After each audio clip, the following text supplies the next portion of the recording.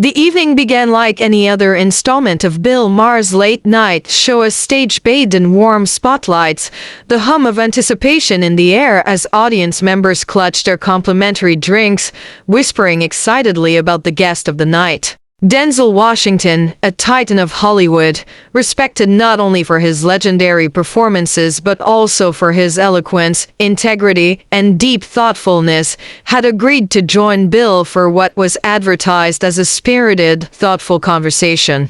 As the cameras rolled and the theme music faded, Bill greeted Denzel with his characteristic smirk, offering a handshake that seemed firm but carried an undertone of the host's usual irreverence. Denzel, dressed in a crisp charcoal suit with a subtle pinstripe, his demeanor cool and composed, returned the handshake but with eyes that already seemed to assess the room, perhaps sensing the undercurrents of tension that would soon bubble to the surface. The applause died down, replaced by that expectant silence that always precedes Maher's opening salvo. The host leaned forward, fingers laced, the corners of his mouth twitching upward in that familiar expression that signaled mischief more than curiosity. "So Denzel," he began, his voice dripping with both charm and challenge, "you've played heroes, villains, cops, kings. Tell me, do you ever get tired of pretending to be the good guy?" The audience chuckled nervously, unsure if this was a joke or the beginning of something sharper. Denzel blinked once, twice, leaning back in his chair, his hands resting on the arms as if grounding himself. His smile was polite but thin. "Bill," he said evenly, "I don't pretend anything. I act, and I try to bring truth to every role, whether it's a saint or a sinner." His voice, rich and commanding, echoed in the studio, and for a fleeting moment, it seemed as if the tension might dissipate. But Bill, sensing an opportunity to stir the pot as he so often did, pressed on. "What I mean," Maher said, waving a dismissive hand as if to clear the air, though his tone belied the gesture, "is that Hollywood loves to paint things in black and white, good versus evil, right versus wrong. You, Denzel, you're like America's moral compass on screen. Don't you think that's a little, I don't know, dishonest? Isn't the world more complicated than that?" The words hung heavy, and the audience let out a collective breath they hadn't realized they'd been holding. Denzel's jaw tightened, the faintest flicker of irritation crossing his face. He shifted in his seat, crossing one leg over the other, his gaze never leaving Bill's. "Bill," he said, his tone lower now, more deliberate, "you invite me on your show and try to reduce what I do, what I've dedicated my life to some simplistic narrative about good and evil. That's beneath you, or at least, it should be." His words struck like a gavel, but Maher, ever the provocateur, leaned in closer, emboldened. The audience could feel the temperature in the room rise, their eyes darting between the two men, like spectators at a prize fight. Maher chuckled, though the sound was hollow. "Come on, Denzel. You don't really think you're above being part of the machine? The industry packages you as this virtuous figure, but let's be real, how much of that is you? And how much is just what sells tickets?" The shift in Denzel's posture was subtle but unmistakable. His shoulders squared, his eyes narrowed, and his voice, when it came, was like steel wrapped in velvet. "You know, Bill, I came here tonight expecting a real conversation. Not this attempt at gotcha journalism dressed up as intellectual banter. You want to question my integrity? Fine, but do it with some respect. Don't hide behind sarcasm and sound bites." The audience erupted in applause, some rising to their feet, while others sat frozen, sensing the confrontation had entered dangerous territory. Maher, his smirk faltering for the first time, opened his mouth to respond, but Denzel cut him off, his voice rising just enough to command the room. "You don't know me. You don't know what drives me, what keeps me up at night, what I wrestle with when the cameras stop rolling. So don't sit there and act like you've got me figured out because you read some blog or watched a movie trailer." His words were met with more applause, though this time tinged with unease, as the energy in the studio shifted from light entertainment to something far more charged. Maher, perhaps realizing he had pushed too far, tried to steer the conversation back toward safer ground, but Denzel wasn't finished.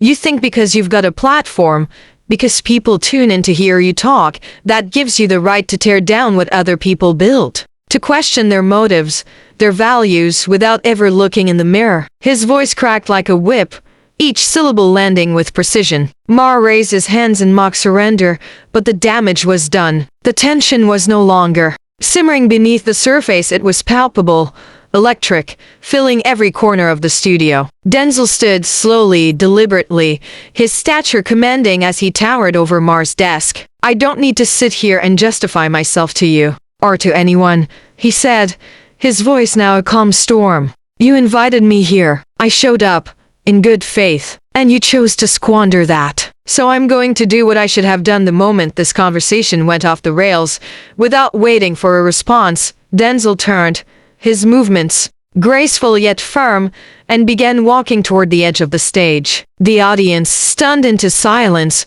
watched as the moment unfolded in real time, history being written in the language of confrontation and principle. Bill, desperate to salvage what little control he had left over his show, called after him, his voice strained. "Denzel, come on. Don't be like that. This is just conversation. It's what we do here." But Denzel didn't break stride. His back was straight, his head held high, every step a testament to his refusal to engage further in what he now saw as a charade. Behind him, the cameras kept rolling, capturing every second of the exodus. Producers behind the scenes scrambled, gesturing wildly, unsure whether to cut to commercial or let the drama play out for the millions watching at home. The audience, torn between admiration and discomfort, began to applaud again, this time slower, more deliberate, as if recognizing that they had witnessed something rare, a man unwilling to compromise his dignity for the sake of spectacle. Maher, left alone at his desk, tried to regain his composure, but the cracks in his confident facade were now visible to all. He attempted a joke, something about actors being sensitive, but it fell flat. The room too charged, too raw for humor to find purchase. The cameras followed Denzel as he reached the exit, pausing for just a moment to look back not at Maher, but at the audience, at the people who had come expecting entertainment and had instead been given a masterclass in self-respect. His eyes softened, the storm within them settling into something quieter, deeper. Then, without another word, he disappeared backstage, leaving behind a silence so profound it seemed to echo louder than any applause or laughter ever could. The show's theme music began to play, almost sheepishly, as if unsure of its own purpose. In the wake of what had transpired, for the remainder of the episode, Maher stumbled through his monologue, his rhythm broken, his usual bravado hollowed out by the encounter. The audience, still reeling, offered polite chuckles and applause, but the energy was irreparably altered. The incident dominated social media within minutes, clips of Denzel's departure spreading like wildfire, accompanied by hashtags celebrating his stand against what many deemed Maher's arrogance. Commentators and celebrities weighed in, some praising Denzel's poise and integrity, others questioning whether the moment had been blown out of proportion. But for those who had been in that studio, who had felt the air shift and the temperature rise, there was no doubt that they had witnessed something real, something unscripted and unvarnished in an age where authenticity is often sacrificed for the sake of ratings. In the days that followed, Denzel remained characteristically silent on the incident, refusing to engage in the media frenzy. When approached by reporters, he offered only a polite smile and a shake of the head, declining to add fuel to the fire. Maher, on the other hand, dedicated a portion of his next episode to addressing the clash, his tone a mixture of regret and defensiveness. He framed the encounter as a misunderstanding,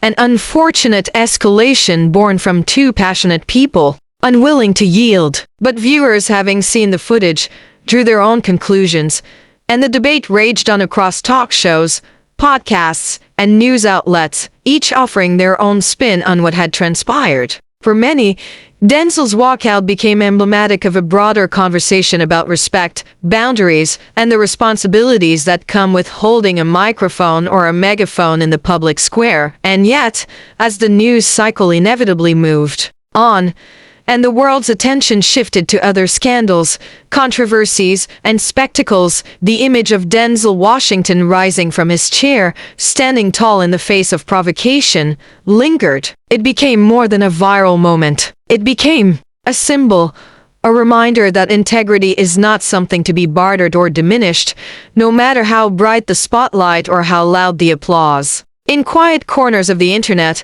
fans shared clips and quotes from the episode, pairing them with scenes from Denzel's films, drawing parallels between the characters he portrayed and the man he revealed himself to be on that stage. And somewhere, far from the glare of cameras and headlines, Denzel continued to do what he had always done: pursue his craft with purpose, his principles intact, unshaken by the fleeting judgments of the world beyond the lens. In the weeks that followed, the incident on Maher's stage refused to fade quietly into the background. News outlets dissected the clash from every conceivable angle, slow-motion replays of Denzel's measured yet powerful exit looping endlessly on cable news panels and social media feeds. Commentators debated the merits of both men's positions, some lauding Maher's unapologetic style as the necessary rough edge of modern discourse, while many more praised Denzel's unflinching commitment to dignity, his unwillingness to let his life's work be reduced to the fodder of cheap provocation. On radio talk shows and morning television,